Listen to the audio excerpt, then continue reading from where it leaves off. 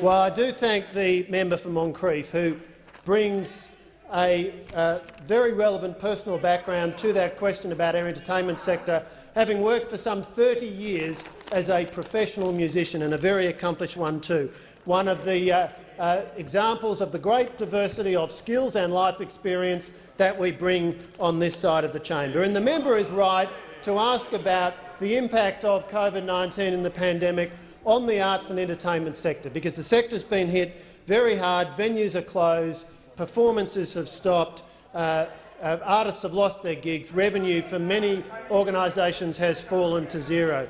And that's why it's been so important that JobKeeper has been there to support people in the arts and entertainment sector. And we now know from the numbers in April of this year, if you look at the number of people in what the Australian Bureau of Statistics calls the performing and creative arts subsector, that's around 40,000 people.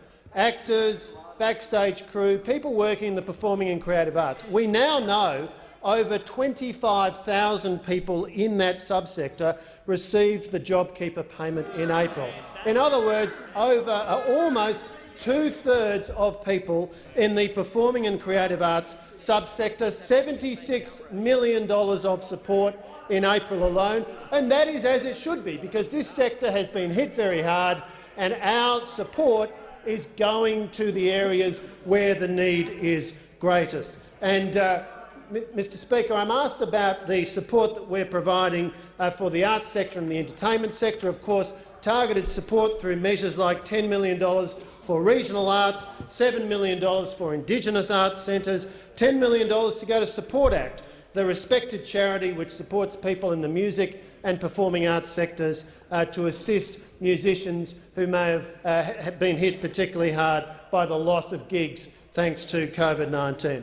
And when it comes to the media sector as well, hit very hard by the sharp drop in advertising revenue at the same time as Australians are turning to the media more than ever for information at this critical time. That's why we've provided $41 million of relief from the spectrum tax, which ordinarily applies to radio and television broadcasters.